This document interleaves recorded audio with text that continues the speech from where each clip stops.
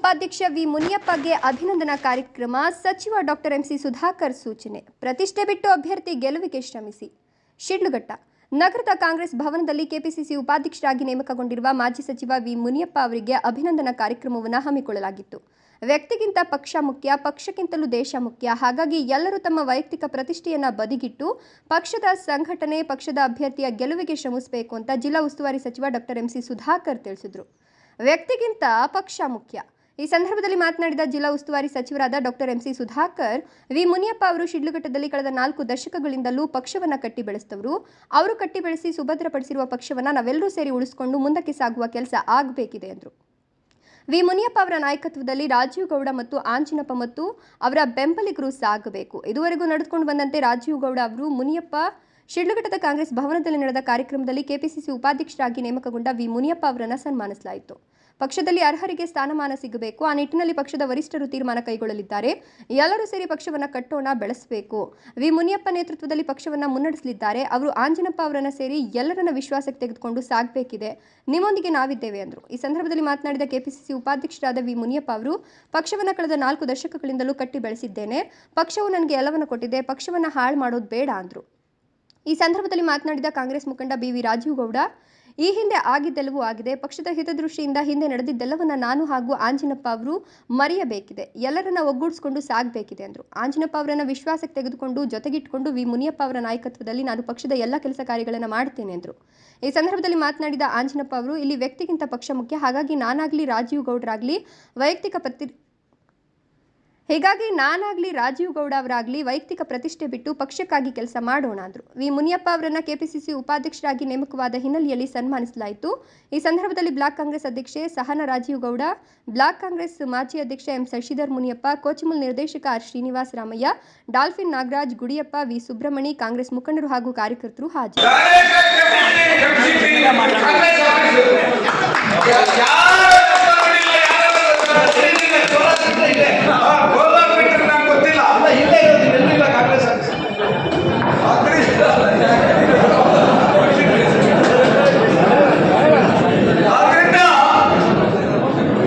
ಚುನಾವಣೆ ಬಂದಿದೆ, ಅದನ್ನ ಯೋಚನೆ ಮಾಡಬೇಕಾಗಿರೋದು ನಮ್ಮೆಲ್ಲರ ಜವಾಬ್ದಾರಿ ಅಂತ ಅಣ್ಣ ಹೇಳಿದ್ದಾರೆ. ಅದಕ್ಕೆ ನಾನು ತಲೆಮಾಡ್ತೀನಿ. ಆದರೆ ಅದಕ್ಕೆ ಸಮಾನವಾಗಿ ಯಾರ್ಯಾರಿಗೆ ಅರ್ಹತೆ ಇದೆ, ಯಾರ್ಯಾರಿಗೆ ಮೆರಿಟ್ಸ್ ಇದೆ, ಅದನ್ನು ಹೆಂಗೆ ಸದ್ಬಳಕೆ ಯಾವ ರೀತಿ ಮಾಡ್ಕೊಳ್ಬೇಕು, ಇವೆಲ್ಲ ವಿಚಾರಗಳನ್ನ ನೀವು ನಿಮ್ಮದೇ ಆದಂತಹ ಒಂದು ಇದರಲ್ಲಿ ಚರ್ಚೆ ಮಾಡಿ ಅದಕ್ಕೆ ಯಾವ ತರ ಪರಿಹಾರ ಕಂಡುಹಿಡಿಯಲಿಕ್ಕೆ ಸಾಧ್ಯ ಆಗ್ತದೆ ಅಂತ ಹೇಳಿ ವಿಚಾರ ಮಾಡಬೇಕು ಅಂತ ಹೇಳಿ ನಾನು ಇಲ್ಲಿ ಸೇರಿರ್ತಕ್ಕಂಥ ಕುಟುಂಬ ಇದ್ದಂಗೆ ಯಾವತ್ತೂ ಅಷ್ಟೇ ಸಿ ಅವರಾಗಲಿ ಡಿ ಕೆ ಶಿವಕುಮಾರ್ ಅವರಾಗಲಿ ಎಲ್ಲ ಹೇಳಿದ್ರೆ ಮನೆ ಚೆನ್ನಾಗಿರ್ಲಿ ಅಂತ ಹೇಳ್ತಾರೆ. ನಾವು ಚೆನ್ನಾಗಿರ್ಲಿ ಅಂತಲ್ವ ಏನಂತ ಹೇಳಿದ್ರೆ ನೀವಿದ್ರ ಮೀಟಿಂಗ್ ನೀವಿದ್ರ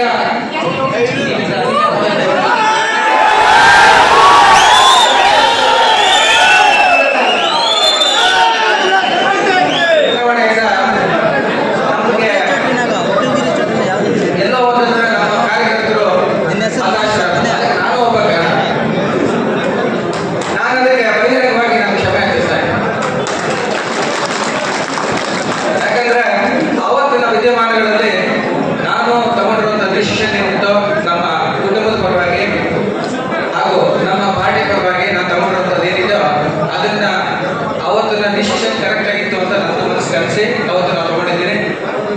ಅದಕ್ಕೆಲ್ಲರಿಗೂ ನಿಮ್ಗೆಲ್ಲರಿಗೂ ಕಮ್ಯುನಿಕೇಟ್ ಕೂಡ ಮಾಡಿದ್ದೀನಿ. ಎಲ್ಲರೂ ಡಿಸ್ಕಷನ್ ಮಾಡಿ ಒಂದು ಮೀಟಿಂಗ್ ಕರೆದು ಆ ಮೀಟಿಂಗಲ್ಲಿ ಯಾರ ಅಭ್ಯರ್ಥಿಗಳು ಅಂತ ಕೂಡ ಫೈನಲೈಸ್ ಮಾಡಿ ಪರ್ಮಿಷನ್ ತಗೊಂಡು ನಾವು ಅನೌನ್ಸ್ ಮಾಡಿದ್ವಿ. ನಾವು ಆ ಕಾರ್ಯಕ್ಷೇತ್ರದಲ್ಲಿ ಯಾವುದೇ ಕಾರಣದಲ್ಲೂ ಕೂಡ ಅನೌನ್ಸ್ ಮಾಡಲಿಲ್ಲ. ಇವತ್ತು ನಿಮ್ಗೆಲ್ಲ ಗೊತ್ತಿದೆ, ಆ ಎಲೆಕ್ಷನ್ ಮುಗಿದ ನಂತರ ಇವತ್ತು ನಡೀತಾ ಇರುವಂತಹ ವಿದ್ಯಮಾನಗಳು ನೋಡಿದ್ರೆ ಇವತ್ತು MP ಎಲೆಕ್ಷನ್ಸ್ ಬಂದಿದೆ. MP ಎಲೆಕ್ಷನ್ಸ್ ಅಲ್ಲಿ ಇವತ್ತು ಯಾಕಂದ್ರೆ ನಮ್ಮ ಕಾಂಗ್ರೆಸ್ ಮನೆಯನ್ನು ಉಳಿಸಬೇಕು. ಕಾಂಗ್ರೆಸ್ ಪಾರ್ಟಿ ರೂಲಿಂಗ್ ಪಾರ್ಟಿ ಇದೆ, ಅದನ್ನು ಉಳಿಸುವಂತ ಜವಾಬ್ದಾರಿ ನಮ್ಮ ತಾಲೂಕಿನಲ್ಲಿ ಇದೆ. ಯಾಕಂದ್ರೆ ಲಾಸ್ಟ್ ಟೈಮ್ ನಾವು ಸೋತಿರುವಂತ ವಿಚಾರ ನಮ್ಮ ಇಂಟರ್ನಲ್ ಡಿಸ್ಪ್ಯೂಟ್ ಇಂದ ಬಿಟ್ಟರೆ ಆಪೋಸಿಷನ್ ಪಾರ್ಟಿಯಿಂದ ನಾವು ಸೋತಿಲ್ಲ. ನಮ್ಮವರು ಸೋಲೋದಕ್ಕೆ ನಾವೇ ಕಾರಣರಾಗಿ ನಮ್ಮಲ್ಲಿರುವಂಥ ಒಡಕುಗಳನ್ನ ನಾವು ಸರಿ ಮಾಡಿದ್ರೆ ಇವತ್ತು ನಾವು ಸೋತಿದ್ದೀವಿ. ಆ ನಿಟ್ಟಿನಲ್ಲಿ ಇನ್ನು ಒಂದು ಮೀಟಿಂಗ್ ಮಾಡಿ ಹೈಕಮಾಂಡ್ ಅಲ್ಲಿ ನಮ್ಮ ಸುಧಾಕರ್ ಅವರು ಆಗ್ಬೋದು, ಬೈಟಿ ಸುರೇಶ್ ಅವರು ಆಗ್ಬೋದು, ವರ್ಕಿಂಗ್ ಪ್ರೆಸಿಡೆಂಟ್ GC ಚಂದ್ರಶೇಖರ್ ಅವರು ಆಗ್ಬೋದು, ಅವರೆಲ್ಲ ಸೇರಿಸಿ ಅವ್ರ ಮುಖಾಂತರ ನಾವು ಇಬ್ಬರನ್ನು ಕರೆಸಿದ್ವಿ. ರಾಜೇಗೌಡರು ಆಗ್ಬೋದು, ಪುಟ್ಟಂಜನಪ್ಪ ಅವರು ಆಗ್ಬೋದು. ಎಲ್ಲೋ ಒಂದು ಹತ್ರ ಅವರ ವೈಮನಸ್ಸುಗಳನ್ನ ಅಲ್ಲಿ ಅವರ ಮುಂದೆ ಇಟ್ಟಿದ್ದಾರೆ, ದೊಡ್ಡವ್ರ ಮುಂದೆ ಇಟ್ಟಾಗ ನಾವು ಅದಕ್ಕೆ ಒಂದು ಸೊಲ್ಯೂಷನ್ ಅಂತ ಕರಿಬಹುದು. ಒಂದು ಪರಿಹಾರ ಹುಡುಕಿ ಅವ್ರು ಕೊಟ್ಟಿದ್ದೀವಿ. ಇವತ್ತು ಇಬ್ಬರು ಜೊತೆಲಿ ಹೋಗ್ಬೇಕು ಹಾಗೂ ಇಬ್ಬರು ಜೊತೆಲಿ ಇರ್ತೀವಿ ಅಂತ ಕೂಡ ಅವರು ಆಶ್ವಾಸನೆ ಕೊಟ್ಟಿದ್ದಾರೆ.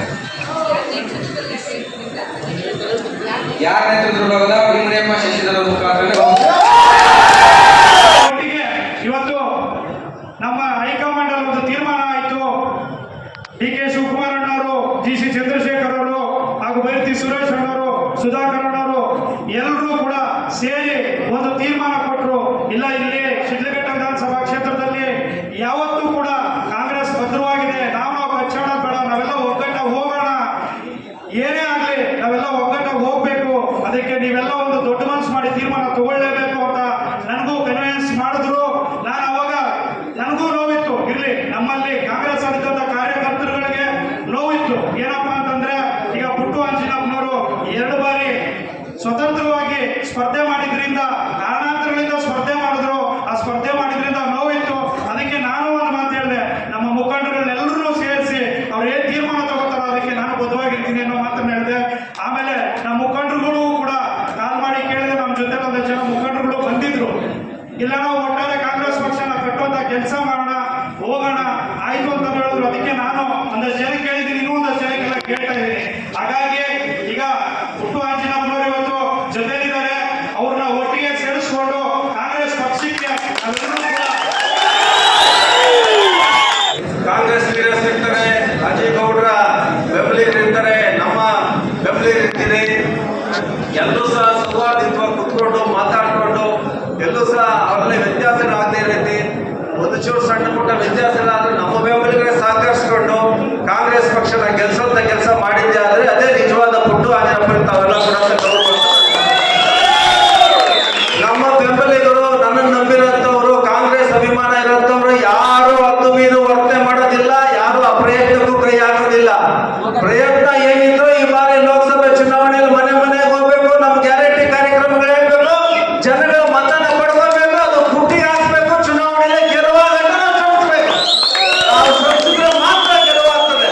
ಇವತ್ತು ಸಭೆ ಆಯ್ತು, ನಮ್ಮ ಕತೆ ಮುಗಿದು ನಾವು ಮನೆಗೆ ಹೋದ್ವಿ, ಗೌತಮ್ ಅವರು ನೋಡ್ಕೊಳ್ಳೋಣ ಅಂದ್ರೆ ಇದು ಖಂಡಿತ ಸಾಧ್ಯ ಇಲ್ಲ. ಪುಟ್ಟು ಆಂಜನಪ್ಪರು ಬರ್ತಾರೆ, ರಾಜೇಗೌಡರು ಬರ್ತಾರೆ. ಇಲ್ಲ, ನೀವೇ ರಾಜೇಗೌಡರು, ನೀವೇ ಪುಟ್ಟು ಆಂಜನಪ್ಪ, ನೀವೇ ಶಶಿಧರ್ ಮುನಿಯಪ್ಪ, ಪ್ರತಿಯೊಬ್ಬರು ನೀವೆಲ್ಲ ಪ್ರತಿಯೊಬ್ಬರು ಕೆಲಸ ಮಾಡಿದ್ರೆ ಮಾತ್ರ ಕಾಂಗ್ರೆಸ್ ಗೆಲ್ಲೋಕೆ ಸಾಧ್ಯ ಆಗ್ತದೆ. ಆ ಕೆಲಸ ನಾವು ನೀವು ಎಲ್ಲ ಪ್ರಾಮಾಣಿಕವಾಗಿ ಮಾಡೋಣ. ಅದಕ್ಕೆ ನಿಮ್ಮ ಆರೈಕೆ, ಶ್ರಮ, ಪ್ರಯತ್ನ, ಪ್ರೀತಿ ಎಲ್ಲ ಇದೇ ರೀತಿ ಇರಲಿ. ಈ ತಾಲೂಕಿನ ಮುಂದಿನ ದಿನಗಳಲ್ಲಿ ಅಭಿವೃದ್ಧಿ ಬರುವುದನ್ನು ತಗೊಂಡೋಗೋದಕ್ಕೆ ಬಹಳಷ್ಟು ಶ್ರಮನ ನಮ್ಮ ಸುಧಾಕರ್ ಅವರು ಮಾಡ್ತಾ ಇದ್ದಾರೆ. ಈಗಾಗಲೇ ಅವರ ಆಲೋಚನೆಯಲ್ಲಿ ಇಲ್ಲಿ ಕೈಗಾರಿಕೆ ಕ್ರಾಂತಿ ಆಗಬೇಕು. ಸುಮಾರು ಒಂದು 2500-3000 ಎಕರೆಷ್ಟು ಭೂಮಿನ ಕೈಗಾರಿಕೆ ಅಲ್ಲಿ ಅಭಿವೃದ್ಧಿ ಪಡಿಸಬೇಕು, ಅಲ್ಲಿ ಉದ್ಯೋಗ ಸೃಷ್ಟಿ ಮಾಡಬೇಕು ಅಂತ ಹೇಳಿ ಒಂದು ಚಿಂತನೆಯನ್ನ ಮಾಡಿ ದೊಡ್ಡ ಮಟ್ಟದ ಒಂದು ಅಭಿವೃದ್ಧಿಗೆ ಕೈ ಹಾಕ್ತಾ ಇದ್ದಾರೆ. ಅವ್ರಿಗೆ ಈ ಸಂದರ್ಭದಲ್ಲಿ ನಾನು ಅಭಿನಂದನೆ ಸಲ್ಲಿಸ್ತಾ ಇದ್ದೀನಿ. ಇವೆಲ್ಲವೂ ಸಹ ಕಾಂಗ್ರೆಸ್ ಪಕ್ಷಕ್ಕೆ ಶಕ್ತಿ ಕೊಡ್ತದೆ. ವಿಚಾರವನ್ನು ಮಾತಾಡಿದ್ದೀನಿ. ನಮ್ಗೆಲ್ರಿಗೂ ನಾನು ಹೃದಯಪೂರ್ವಕವಾದಂತ ಧನ್ಯವಾದಗಳನ್ನ ಹೇಳ್ಬೇಡಿ. 15ನೇ ತಾರೀಕು ನಮ್ಮ KV ಗೌತಮ್ ಅವರು ಅಭ್ಯರ್ಥಿ ಬರ್ತಾ ಇದ್ದಾರೆ. ಈಗ ರಾಜೇಗೌಡರು, ಈಗ ಅಣ್ಣವರು ಮನೆ ಬಳಸ್ತಾರೆ. ಶಶಿಧರ್ ಅವರು, ರಾಜೇಗೌಡರು, ಪುಟ್ಟು ಅವರು 3 ಜನ ಕೂತ್ಕೊಂಡು ರಾಷ್ಟ್ರ ಪ್ರೆಸಿಡೆಂಟ್ ಕೂತ್ಕೊಂಡು ಹೊರಗಡೆ ದಯವಿಟ್ಟು 15ನೇ ತಾರೀಕು ಎಲ್ಲೆಲ್ಲಿ ಕಾರ್ಯಕ್ರಮ ಆಗಬೇಕು ಅನ್ನೋದನ್ನ ತೀರ್ಮಾನ ಮಾಡಬೇಕು. ಅವತ್ತು ನಾವು ಬರ್ತೀವಿ, KH ಮುನಿಯಪ್ಪನವರು ಮಾಹಿತಿ ಕೊಡ್ತೀವಿ. ಅವರು ಅವತ್ತು ಬರೋದಂದ್ರೆ ಸಂತೋಷ. ಅವ್ರಿಗೂ ನಾವು ಅಭ್ಯರ್ಥಿ ಮುಖಾಂತರ ಹೇಳ್ತೀವಿ. ಎಲ್ಲರೂ ಅವತ್ತು ಎಲ್ಲರೂ ಒಟ್ಟಿಗೆ ಬರ್ತೀವಿ. ನಾವು ಎಲ್ಲರೂ ಒಟ್ಟಿಗೆ ನಾವು ಕ್ಯಾನ್ವಾಸ್ ಬರ್ತೀವಿ. ಅವತ್ತು ನನಗೆ ನಿಮ್ಮ ತಾಲೂಕು ಹಳೆಯದಿಲ್ಲ, ಬಹಳ ಹಲವಾರು ಚುನಾವಣೆಗಳು ನಾನು ನಿಮ್ಮ ತಾಲೂಕಲ್ಲಿ ಬಂದಿದ್ದೇನೆ. ಅದರಿಂದ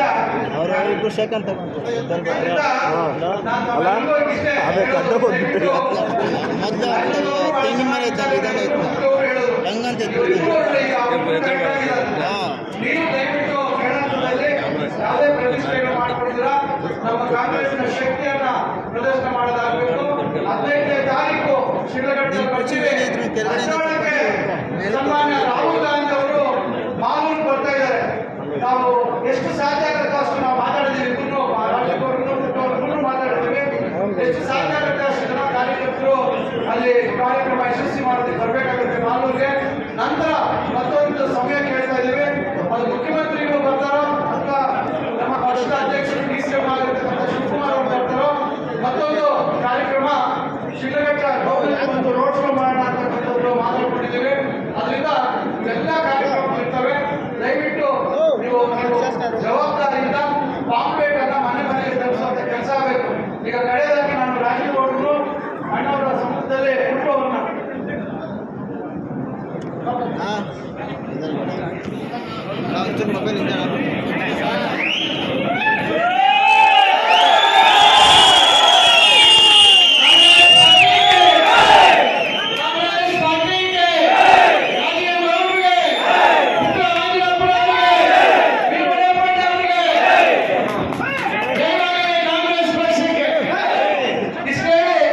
ಶಿಡ್ಲಘಟ್ಟ ವಿಧಾನಸಭಾ ಕ್ಷೇತ್ರಕ್ಕೆ ನಮ್ಮ ಅಭ್ಯರ್ಥಿಯಾಗಿರ್ತಕ್ಕಂಥ ಕೆ.ವಿ. ಗೌತಮ್ ಅವರು ಇವತ್ತು ಇಲ್ಲಿ ಮತಯಾಚನೆ ಮಾಡಲಿಕ್ಕೆ ಬರ್ತಾ ಇದ್ದಾರೆ. ನಮ್ಮ ರಾಜೀವ್ ಗೌಡರು, ಬ್ಲಾಕ್ ಕಾಂಗ್ರೆಸ್ ಅಧ್ಯಕ್ಷರು, ಪುಟ್ಟು ಅವರು, ಶಶಿ ಅವರು, ಅಣ್ಣವರು ಎಲ್ಲರೂ ನಾವು ಇವತ್ತು ಒಟ್ಟಿಗೆ ಕೂತ್ಕೊಂಡು ಕಾರ್ಯಕ್ರಮದ ಒಂದು ಯಾವ್ಯಾವ ಭಾಗಕ್ಕೆ ಹೋಗಬೇಕು ಅಂತಕ್ಕಂಥದ್ದನ್ನು ತೀರ್ಮಾನ ಮಾಡಿದ್ದೀವಿ.